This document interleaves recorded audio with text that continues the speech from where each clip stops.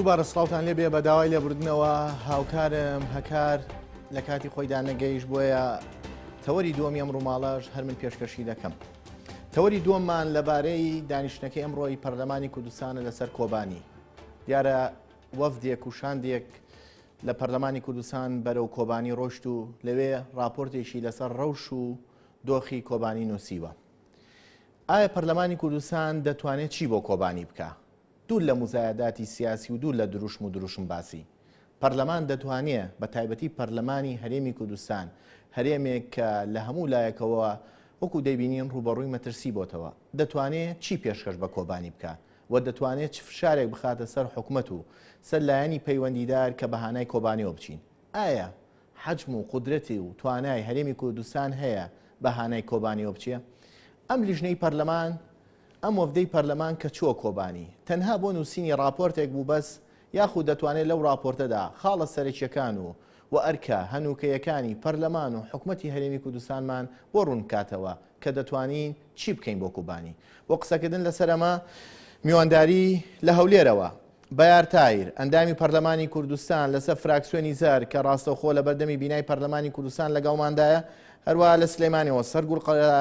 قەرەداخی ئەندامی خولی پێشووی پەرلەمانی کوردستان لەسەر فراکسیۆنی کۆمەڵ. سوپاسانەکەی کاک بەیار، ئەگەر سەرەتا و پرسیارە لە بەڕێز بکەم، دیمەنی دانیشتنەکان و مناقەشەکانی پەرلەمانمان بۆ بگوێزیتەوە ئەتانەوێت چی بکەن بۆ کۆبانی؟ بله، سپاس. تأکید همی لایەنێت سیاسی هەمی کوتلێت پەرلەمانی دا کوکیە سەرهەندێتکەن کوتڤیا بە هاوکاری و هاریکاریە کوردێت ڕۆژئاوا شێوەیەکی گشتی و یەت کۆبانێ شێوەیەکی تایبەتی بێتەکرێن. ئەف شێوەیەک بیتن دیتنا من ئەم وەکی پەرلەمان شێنگی واشتنی سەر حکومەتێ بکەین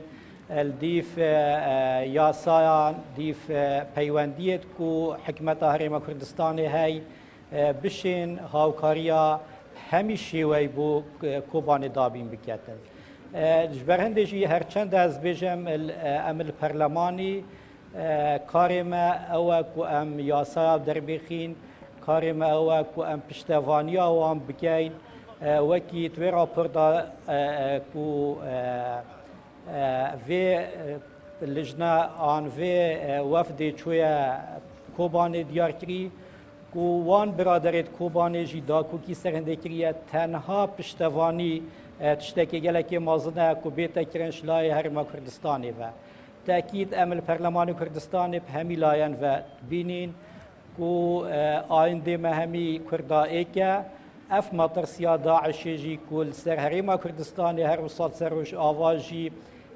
êk matirsî heye.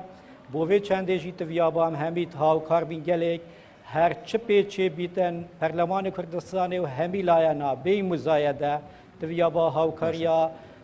Kobanê bêtekirin کاک بەیار bo vê çendê jî em سەیدا بەیار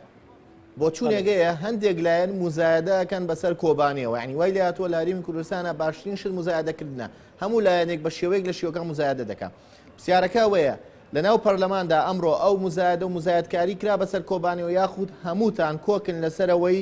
کە پەرلەمان دەبێت بە هەڵوێستێکی هەبێ بەرامبەر کۆبانی تەنها نردنی شاندێک نەبێت؟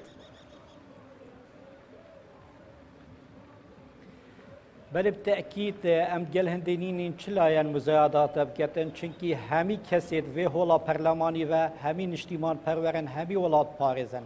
her êkî bۆ çûnekayê dîtna min em tiviya bal dîf yasaya û dîf hestekî netewî jî helwîstekî werbigirîn belê nabîtin em muzayedê bikeyn yan bes tenha qiseyê bikeyn bê ku gihîte qonaxekê ku kiryar bêtekirin.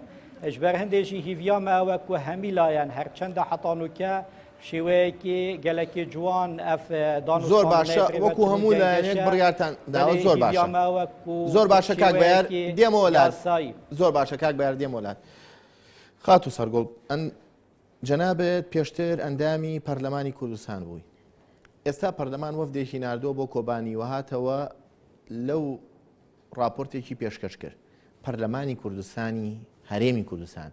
دەتوانێت چی بکە بۆ کۆبانی دوور لە دروشم و دروشم بازی ئەتوانێت شتی گەورە بکە بۆ کۆبانی بەناوی خۆی گەورە سەرتا سوپاسانەکەم بۆم دەرفەتە بەڕاستی بەڕای من لە سەرەتایە چوونی وەفدەکە کاتەکەی دواکەوت ئەبوو پێشتر وەفدە پەرلەمانەیە بچوونایە و پێم وایە بۆ قسەکردن لەسەر هەر بابەتێ بەرچاوڕوونی گرنگە چوونی وەفدەکە بۆ خۆیان لەوێ بە مەیدانی بارودۆخەکان بینیوە و نەقڵکردنی ئەو واقع و ئەو حەقیقەتی لەوێ بینیوانە لە ناو راپۆرتەکانە بۆ ناو پەرلەمانی کوردستان بۆ سەرجەم ئەندامان کاریگەری ئەبێ لەسەر بڕیارەکان بەڵام پرسیارە جدێکە لێرە ئایا پەرلەمانی کوردستان ئەتوانێت چی بکە بۆ هەرێمی بۆ کۆبانی ئێمە ئەزانین هەرێمی کوردستان ئێستا خۆی دووچاری چەندین قەیران و کێشەی گەورە بووە و ئەو جەنگەی کە ئێستا لە هەرێمی کوردستانی شاید دژ بە تیرۆریستانی داعشەیە بێگومان هەمان ئەوانش کە لە کۆبانی شەڕەکەن بۆیە گرنگە ئێمە بزانین ئەو بارودۆخە ئەو واقعی کە پەرلەمانی هەرێمی کوردستانی تیای ئێستا چ واقعەکە ئێمە ئەزانی ئەو هەموو خەیرانەکە لە هەرێمی کوردستانە هەیە پەرلەمانی کوردستان زۆر جار ئەبینین دەستەوستان بۆ لە بەردەم گرفت و قەیرانەکانە نەیتوانیوە چارەسەرێکی واقعی و چارەسەرێکی بنبڕ بۆ کێشەکان بەردەست بخە هۆکاریشی زۆر بەمان ئەزانین کە لە هەرێمی کوردستانە زۆربەی موسساتەکان بەکاری سەرێکی خوان هەڵنەساون بە پەرلەمانیشەوە خۆی بەپێی یاساوە بەپێی پەیڕێوناخۆی پەرلەمان باڵاترین دەسەڵات لە هەرێمی کوردستانە پەرلەمانی کوردستان ئەم جارە پەرلەمانێکی بنکە فراوانە لە بەڕێوەبردنیشە سەرۆکایەتی پەرلەمان سکرتێری پەرلەمان لە حیزبەکەی جەنابتە جێگرەکەی لە پارتیە سەرۆکەکەی لەلایەنێکی معارەزە بوو کە ئێستا لە ناو دەسەڵاتە نای بزوتن گۆڕانە ئەی ئەم بۆ ئێستا بە ڕۆڵی خۆڵنەسەوە ئەگەر پێشووتر معارەزە ئەیود ڕێگری گەورە هەیە لە بەردەمی ئێمەدا بڕیار بدەین چکە سەرۆکایەتی پەرلەمان لە ئێمە نییە و ڕێگرە لە بەردەمی بڕیارەکانمانە ئەی بۆ ئێستا ئەم ڕێگریەکیە گۆڕانکاری بوو ڕاستە ئەم خولە لەگەڵ خولەکانی کە بە تایبەتی لەگەڵ خولی سێهم جیاوازە بەوەی کە وەکووتمان وەکو جەنابەت ئاماژەت پێکرد کە حکومت بنکە فراوانە سەرجەم حیزبەکان لە ناو حکومەتە وەزارەتیان هەیە و بەشدارن بۆیە ئەمە کاریگەری کردووە لەسەر پەرلەمانیش ینی بە شێوازێکی تر ئەتوانم بڵێم پەرلەمان نەیتوانیوە بۆ ڕۆڵە هەسێ لە بەرەوەی بنکە فراوانە پێشتر ئەوترا زیاتر سەرۆکایەتی پەرلەمان بەدەست دوو حیزبی باڵا دەستەوە بوو ئەوان زۆرتر ڕۆڵیان هەبوو لە بەڵێ بەڵام ئێستا بە شێوەیەکی فراوانتر وەکو جەنابەت ئاماژەت پێکرد سەرۆکایەتی پەرلەمان گۆڕانکاری بەسەرهات و حیزبانە پێشتر ئۆپۆزیسیۆن بن ئێستا لە سەرۆکایەتی پەرلەمان بەڵام وەزع سیاسیەکە هەروەکو خۆیەتی من پێم وایە گۆڕانکاری بە سیستم ئەکرێ نەک بە شخصەکان چونکە پەیڕە و ناخۆ هەمان پەیڕەوە ینی دەستی پەرلەمان و پەرلەمانتاران ئەبەستێ لەوەی کە بابەتی گرنگ و حساس بڕیاری لەسەر بن تۆ ئومێد نییە بۆی کە پەرلەمان بتوانێت شتی گەورە بکە بە حکمیەوەی سیستەمێک هەیە ئامادەنی گوێ لە پەرلەمان بگرێت بە دڵنیاییەوە تەدەخولی حیزب لە هەموو جونگەکانی هەرێمی کوردستانە وای کردووە کە موسسە هەڵبژێراوەکان کاریگەریان نەبێ ئەگەر دوور نەکەوێنەوە سەیری ئەنجومەنی پارێزگاش بکەین خۆمە بە هەڵبژاردن بوو بەڵام ئێستا ئەوان دەستەوستان لە چارەسەرکردنی کێشەکە چاوەڕە حیزبەکانن بۆیە هەمان شێوەش بۆ پەرلەمان واری دەیانی واقعیا و ئەی نەیتوانیوە زۆر باشە کاک بەیار بۆ چوونێکی شەیە پێی وایە مەسەر بۆ نمونە کۆمەڵی کێشەی گەورە هەیە لە کوردستاندا پەرلەمان نەیتوانیوە ڕۆڵی هەبێ قسەی تیا هەبێ بۆ نمونە مەسەلەی موچە و دواکەوتنی موچە مەسەلەی دواکەوتن و دوانەخستنی خوێندن لە کاتی خۆیەوە ئەو ژمارە زۆرەی ئاوارەکان مەسەلەی ساغ نەبوونەوەی پۆستی ئەنجومەنی پارێزگای سلەیمانی و هەروە بڕیاردانەکان کە بە تاگلایەنە بۆ لە هەولێر و لە سلەیمانی کۆمەڵێ پرسی گەورەتری تر هەبووە کە ناوخۆی کوردستان تێوە گلاوەتی و چارەسەر نەکراوە بۆ پەرلەمان لەسەر ئەمانە هەڵوێستی نەبووە ئەمە دوورخستنەوەی کێشەکان نییە لە هەرێمی کوردستان و سپاردنی بە شوێنێکی تر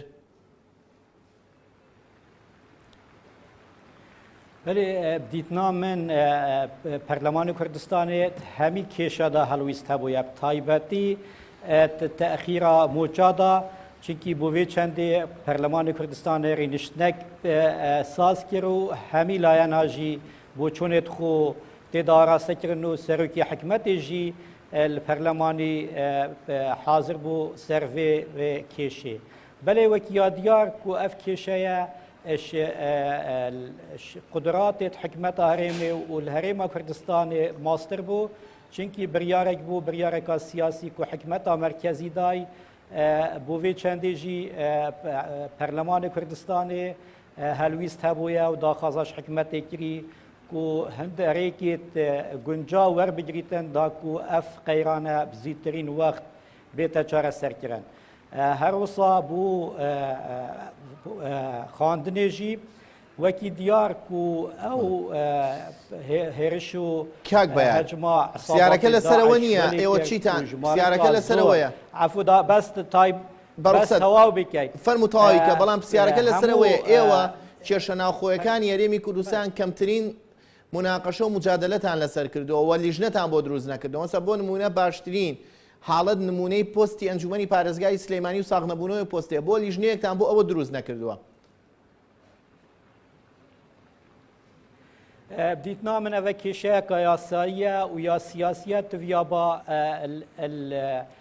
باريزجا جواتا باريزجا سليمانية بخو أو أندامت بربجير بخو بشين توافقه كانوا أفلاين السياسي بريارة كبدان بديتنا من بيدفينا كت برلمان كردستان تشبريارة دربيختن چونكي خلق سليمانية دنگي خوي دايا وان لاينا وان بربجيرا تفيابا أو بخوري كفتنا كدنا بينا خدا بكان داكو بشين پارێزگایەکی و ئەنجومەنێ پشێوەیەکی عادیلانە و هەمیلا بەشدار بتێدا دیتنا من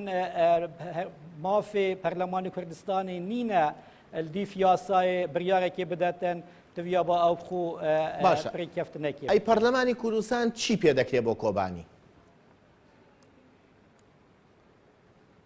پەرلەمانێ نەتوانێت مەسەر چارەسەری کێشەیەکی بچووک بکات لە سلێمانی چی پێکرێت بۆ کۆبانی؟ عەسایەکە سەحری دەستی دانینە بله پەرلەمانی کوردستانی هەلویستی خۆی دیار کردی دیسا هاندانا حکومەتە هەرێما کوردستانیا کردی و بشێتن یان هاریکاریا بکەتن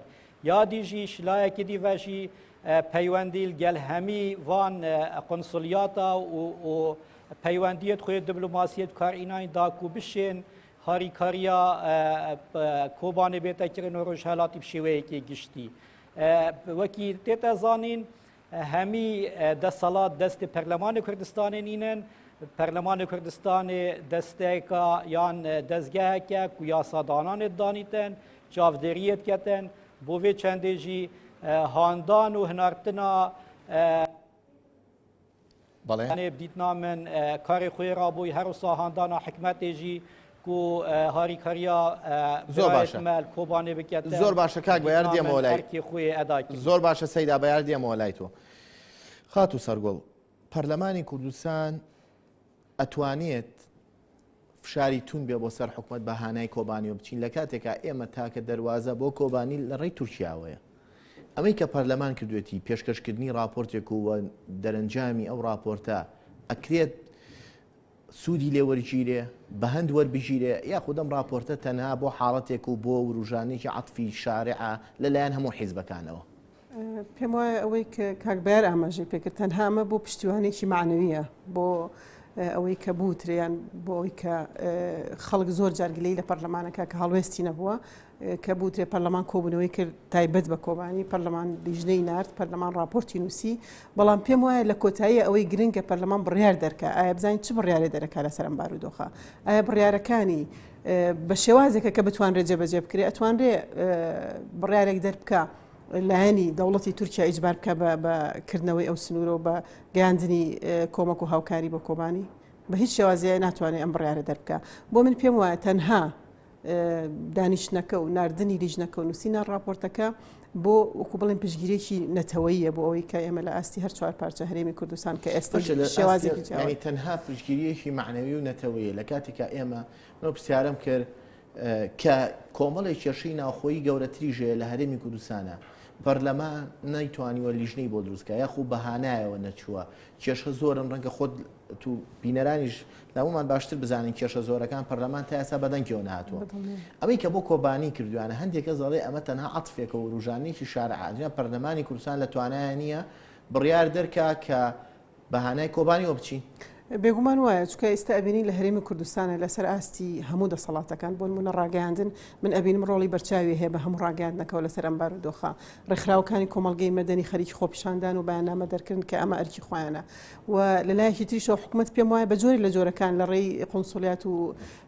نووسینگەکانەوە لە هەوڵی ئەوەیە کە ئیشی خۆی بکە بۆی ئەبێ پەرلەمانیش یعنی وەکو بڵێن ناچارە لەم بارودۆخۆ لە ماوەقەیەکە لە هەرێمی کوردستانە هەموو دەسەڵاتەکان بێگومان بە ناچاری ئەویش ئەبوو هەڵوێستێکی هەبێ ناکرێ ئەو قسەنەکە لەم بارودۆخە کە بە پێی یاسا ئەو باڵاترین دەسەڵاتە و ئەو سەلاحێتی ئەوەی هەیە کە بڕیار دەرکە ئەبێ ئەویش قسەی خۆی هەبێ لەم بارودۆخە. زۆر باش کاک بەیار سەرگوڵخان وەکو ئەندامێکی خولی پێشووی پەرلەمانی کوردستان ئاماژەی بۆدا پەرلەمانیش بە ناچاری ئەویشە بۆ هەڵوێستێکی هەبوایە لەمەی کە ڕوودەدا لە کۆبانی. باز لەوە دەکرێت هەندێک لایەنی سیاسی دەڵێن سەرۆکایەتی پەرلەمان کەم تەرخەم بوو و ڕێگر بووە لەوەی کە دەبوو زووتر ئەم لیژنەیە پێک باتەوە بچوایە بۆ سەردانی کۆبانی و ئەندام پەرلەمانێک لە فراکسیۆنی هاوپەیمانە استراتیژیەکەتان کە یەکێتیە باز لەوە دەکا کە حکومەت ڕێگرە لە بەردەمی ئەوەی بەهانەی کۆبانیەوە بچی. واتە پرسیارەکە ئەوەیە خەریکە لایەنەکان لێرەدا مشتومڕی تون دەکەن کەسیش نازانێت کامیان ڕاست دەکەن. ئایا سەرۆکایەتی کەم تەرخەمە حکومەت کەم تەرخەمە یاخو پەرلەمان کەم تەرخەم بووە یاخو هیچیان؟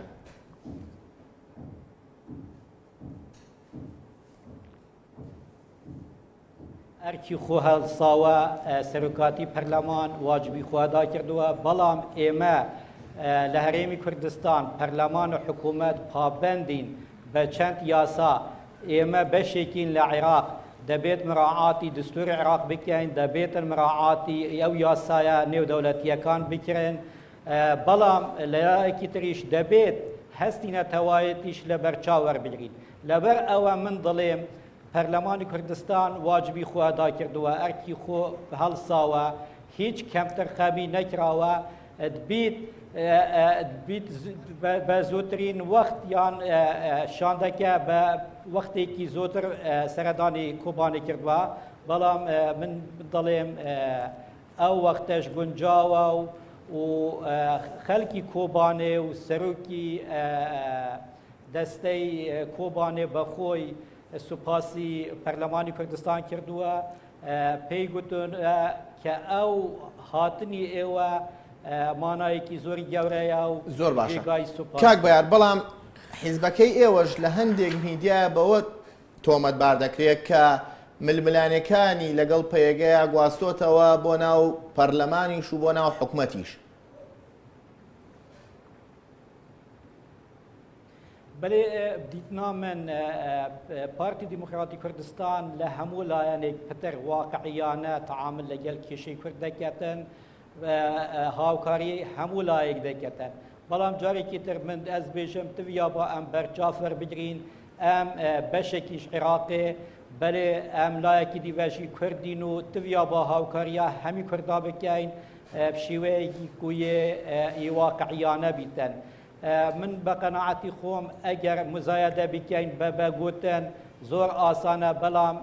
کریار گرنگە پارتی دیموکراتی کوردستان بە کریار ئیش دەیکەتن و داکۆکی لەسەر ئەوە دەکات حکوومەتی هەرێمیش بەو شێوەیە و پەرلەمانیش بەو شێوەیە کە دەبێتن بە کریار ئیش بکەین نە تەنها بە قسە و مزایەدە. زۆر باشە لایەنێگەیە بە کردار قسە ناکە و بە قسە و مزایەدە قسە دەکا وا پارتی بە کردار قسەکە لایەنی تر هەیە بەس قسە بکات.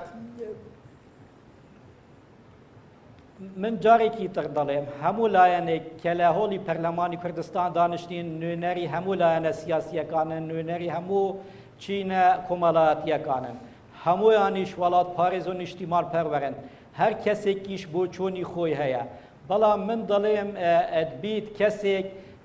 واقعی یاسایی لە بەرچاو نەگریتن بیت پتر هەستی نەتەوایەتیە بەرچاو وەربگریتن. ئێمە لە پارتی دیموکراتی کوردستان و لە حکوومەت هەردوو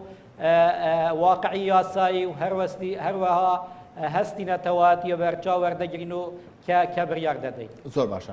سەرگوڵخان لەسەر هەموو قسەکان کە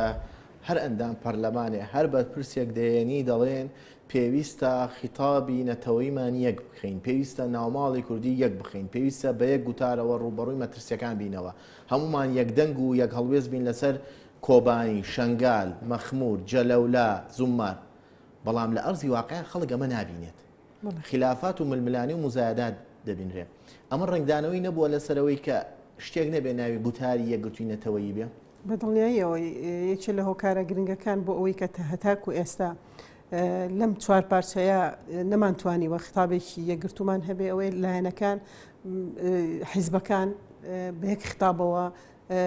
خطاب ناکەن بۆ ڕایگەشتی جیهان یعنی ئەمە کاریگەری هەبووە لەسەر ئەوەی کە لە وڵاتانی دەرەوەش بە شێوازێکی سلبی تێڕاونیانیان هەبێ بۆ ئەو بارودۆخی کە لە هەرێمی کوردستانە کە لە پارچەکانی تری کوردستانی هەیە بۆیە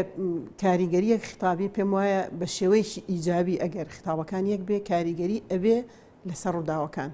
ئێستا لە دواترین لێدوانی بەرپرسانی ئەمریکا ئەڵێن ئەگەر لە کوبانی هەموو لایەنەکان یەکدەنگ بن ئێمە ئەتوانین هاوکاریان پێشکەشکەین ینی ئەمە مەرجێک بێ لایەن وڵاتێکەوە بۆ تۆ ینی دابرێ و کومەرج بۆ هاوکاری ینی ئەمە بەڵگەیە لەسەر ئەوەی کە یەک خطابی نییە ینی ئەمەش کاریگەری ئەم یەک خطابیە نەبوونی یەک خطابیە ڕنگدانەوەشی نەبووە لەسەر پەرلەمان لەسەر مەسەلەی کۆبانی ینی ئێستا لە ناو فراکسیۆنی سەوز دەڵێ سەرۆکاتی پەرلەمان ڕێگر بووە پێشتر دەبووە ئەم لیژنەیە بڕۆژدایە سەرۆکاتی پەرلەمان وەڵامی هەبووە تەنانەت دەڵێ دانان بە کانتۆنەکانی کوردستانی ڕۆژئاوا ئەرشی پەرلەمان نییە ینی کەواتە ململانەکان زەق بووەتەوە لە ئێستادا بۆ لە ململانی و لە خلافەکانە هەر کاتێک کورمەترسی لەسەر بێ ئەوەنەی تر خلاف و ململانی حیزبەکان تونتر دەبێتەوە بڵێ ئەمە لەوانەیە لەو دی و ڕووداوەکان شتی تر هەبێ ئێمە نەیزانین سیاسەکان زیاتر بیزان سەرکردە باڵاکان بیزانن کە ئەمە وای لێ ئەکا کە ئەم شتەنی هێنیانی پشتی پەردا وا ئەکا کە خطابەکان یەک نەبێ بۆ نمونە زۆر جار لایەنێک لایەنەکەی کە تۆمەتبارەکە بەوەی کە دۆستی فلان وڵاتە ئەوی تر دۆستی فلان وڵاتە ئەم وڵاتانە بەرژەوەندەکانیان یەک نییە بۆیە ئەکرێ ئەم لایەنانە بەکار بهێنن دژی یەکتر باشە سەرگوڵخان ببوورە با دوا پرسیار لە کاک بەیار کەم چووکە لە هەولێر باران دەبارێ و ئەویش لە دەرەوە دانیشتووە کاک بەیار دوادێڕ و دوا پەیامت بله هیویا من ئەوە هەمی لایەن پێک و تاریکار بن بۆ ئێک سیاست و استراتیجیەت هەبتن جیهان تایبەتی لێ دەڤەرێ بەرەو بهۆرینێت چدەن ئەف هاوپەیمانێت بەرین و کە هاتینە دانان ئەمریکا و ناتۆ گەل وان دەولەتێت وێ دەڤەرێ دیتنا من گهۆرین دەستەرێ نەکرن تڤیا با ئێکرێزیە ملەتێ کورد و ئۆلایەنێت سیاسیەت vê bizavê ek xîtab hevêtin da ku bişên me jî cihekê baştir hebîtin xerîtaniya cîhanê ku dê nêzik bînî. زۆر سپاس دەکەین کاک بەیار گەردنیشمان ئازاکە کە ماوەیەک لەبەر بارانە بووی داوای لێبوردنەکەین سەرگوڵخان دێنەوە سەر پرسیاری سەرەکی پەرلەمان لە ئێستادا ئەتوانی ئەو ڕۆڵە ببینێ لە کاتێکە ململانەکان و خلافەکان لە نێوان حیزبە سیاسەکانە لە دەروی پەرلەمان تونتر و تۆختە دەبێتەوە بۆ نمونە باز لەوە کرێ خلافەکانی پێیەگە و پارتی پەکەکە و پارتی تونتر و تۆخترە بۆیە پەرلەمان ناتوانانی ئەو ڕۆڵە ببینێ بێگومان کاریگەری هەیە لەسەر ڕۆڵبینی پەرلەمان ئەو خلافانی کە لە دەرەوەیە بە شێوەیەک لە شێوەکان کار ئەکاتە سەر ئەو بڕیارانی کە پەرلەمان دەریەکە و ئەو حیزبانی کە نوێنەریان هەیە لە پەرلەمان هەر ئەوانن لە دەرەوە نوێنەرایەتی هەرێمی کوردستانەکەن لە مەحفلە دەوریەکانە بۆیە خلافی ئەوانیان بڵێن هەر بابەتێک کە ڕاستەوخۆ پەیوەندی هەبێ بە هەرێمی کوردستانەوە لە ناو پەرلەمان ئەگەر بیویستریان بڵێن نیەتێک هەبێ کە بڕیاری لەسەر دەرکرێ حساب بۆ ئەوە ئەکرێت زۆر جار تەنها لایەنە یاسایەکە نیە بەڵکو لایەنی سیاسیش لێک ئەدرێتەوە لە بڕیارەکانە ئێستا کە جەنابەت باسی ئەوەت کرد فراکسیۆنی سەوز تۆمەتباری سەرۆکایەتی پەرلەمانەکە ئەمان وای لێ ئەخوێندنەوە کە سەرۆکایەتی پەرلەمان کە لە لای بزوتنەوەی گۆڕانە لەگەڵ پارتیە زۆر جار تۆمەتبارەکردن بەوەی ڕێکەوتنامەیان کردو لە دوایەوەی کە لە حکوومەت بەشدار بوون ئەبێ سەرۆکایەتی پەرلەمان و کە بەدەست گۆڕانەوەی سەرۆکەکەی بڕیارێک دەرنەکە کە پارتی دیموکرات پێی ناخۆش بێ بۆ یەکێتی لەم بینە زۆر جار کلێنێک ئەدۆزێتەوە بۆ قسەکردن لەسەر ئەم بابەتانەوە زۆر جار بە مزایدە لێک ئەدرێتەوە کە لەم دوایە ئەو چوار فراکسیۆنە بەنامەیان دەرکرد لەسەر قسەکانی فراکسیۆنی سەوز بۆیە ئەکرێ ئەو بڕیارانیان بڵێن ئەو کاریگەری سیاسیەکان کاریگەریان نەبێ بە شێوەیەک لە شێوەکان ئەگەر فراکسیۆنەکان بیانویان بڵێن ئەگەر پەرلەمانتارەکان بیانەوە زۆر جار پەرلەمانتار زۆر گۆڕایالی حیزبە ینی لێرە ڕۆڵی پەرلەمانتار دەرەکەوێت کە تۆ ڕاستە لەسەر لیستی حیزبێک چوویتە پەرلەمان بەس کە توشتە ناو پەرلەمانەوە سوێندت خوار ئەبی بە نوێنەری خەڵک ینی لە نوێنەرایەتی حیزبەکە دەرئەچی لێرە ڕۆڵی پەرلەمانتاری ئێستا ئەوەندە گۆڕایاڵی حیزبنەوەی گۆڕایاڵی شەقامنین بەداخەوە ینی من هەمووی ناڵم ینی زۆربەی ینی تایەتی کە بەو شێوازە کار ئەکات ینی بە شێوەیەکی میهەنی کار ناکە بە شێوەیەک ینی من وای بۆ ئەچم کە تێنەگەشتن بێ لە ڕۆڵی ڕاستەقینەی پەرلەمانتار کە ئەو لەسەر حسابی لیستێکیان حیزبێک چۆتە پەرلەمان و ئەزانێت تەنها نوێنەری ئەو حیزبێ ئەبێ ئەو چ شتێکی پێ بڵیان بەرژەوەندی ئەو حیزبە چی بێ ئەمە بکە بەڵام بە پێچەوانەوە بە شێوەیەکی مهنی ئەگەر تۆ بتەوێت و پەرلەمانتار کار بکەیت ئەبێ سەیری بەرژەوەندی گشتی خەڵک بکەیت بەرژەوەندی میلەتەکە لە چیایە پێ دوانیە پەرلەمانیش ینی بۆ چونێکی شێ پەرلەمانیش بۆ تەساخکردنەوەی مزایدات بەسەر یەکتریەوە بۆ نمونە لە کۆبانیە ئەوەی مزایدات لە ناو پەرلەمان و ئەندامانی پەرلەمانەوە بینرا بەسەر یەکەوە لە هیچ شوێنێکی تر نەبینرا واتە پەرلەمان خەریکە ئەبێتە شوێنی ساختکردنەوەی ململانە حیزبێت تەواو ڕوتەکان لە ناو پەرلەمانە مجەڕەدەکان بەداخەوە ینی ئەوە بۆ ئەو ئەگەڕێتەوە کە وەکوتم بە شێوەیەکی میهنی کاریان نەکردووە تەنها ئەو قسانەی حیزبەکان و سەرکردایەتی حیزبەکانیان ئێڵێنەوە ئەوانیش هەمان قسە دووبارەکەنەوە بۆ چونێکی تایبەتی بەخۆیان نییە ینی بە شێوەیەکی وەکو ئەوترێ بە چاوێکی بەرژەوەندی گشتی تەماشای کێشەکان ناگرێت بەڵکو بە چاوێکی حیزبی بۆی ئەمە وای کردووە کە بە شێوەیەکی حیزبی تۆخ بێتەوە ململانەکان و پەرلەمانتاران ئەو شەڕە بکەن چوونی ئەو شاندا خزمەت دەکا بە کۆبانی یاخود تەنها چوونێکی معنەوی و ئاسایی بوو نەشچوونە ئاسایی بوو پێم وایە بۆکو پشتیوانێکی معنەوی وەکو بەرزکردنەوەی ورەی خەڵکی کۆبانی و کە ئەمە پەرلەمانی هەرێمی کوردستانە کە پەرلەمانێکە حسابی بۆ ئۆکرێ لەسەر ئاستی وڵاتان ئەمە وەکو پشگیرێکی معنەوی شتێکی باشە ئەو راپۆرتەی خوێنرایە ئەو راپۆرتە دەتوانێت هیچ بینی لەو راپۆرتەیە کە فعلەن دەست بخاتە سەر خاڵە لاوازەکان وە پێمان بڵێت چۆن بەهانای کۆبانیەوە بچین نەخێر راپۆرتەکە تەنها سەردێکی چالاکییان بڵێن ئەو سەردانە مەدانی خۆیان بوو لە دوایە چەند ڕاستپاردەیەک بۆ پەرلەمان کە خاڵیەکەمیان ئەوەیە کە بارودۆخی کۆبانی زۆر دژوار پێویستە بەهانایانەوە بچین بەس شێوازی بەهانەوە چوونەکە دیاری نەکراوە ینی ئەگەر بیانەوێت یان پەرلەمانی کوردستان ئەمڕۆ بێ بڕیاری دەرکە لەسەر کۆبانی ئەبێ خۆی سیاغەیەکی کە دابڕێژێ چکە لیژنەکە ناتوانیەوە دەتوانی ئەو بڕیارە دەرکە ئەم پەرلەمانە لە توانە و تاقەیە هەیە و بڕیارە دەرکە بەداخەوە پێشببینی ئەو ناکەم بڕیارێکی وا دەرکە کە کاریگەری جدی هەبێ لەسەر چاکردنی بارودۆخی کۆبانی زۆر سوپاس دەکەین سوپاسی ئەوەش دەکەین و هەمیشە بینەری تاکە کەناڵی ئەهلی بێرایەن NRT بن سوپاسانەکەین.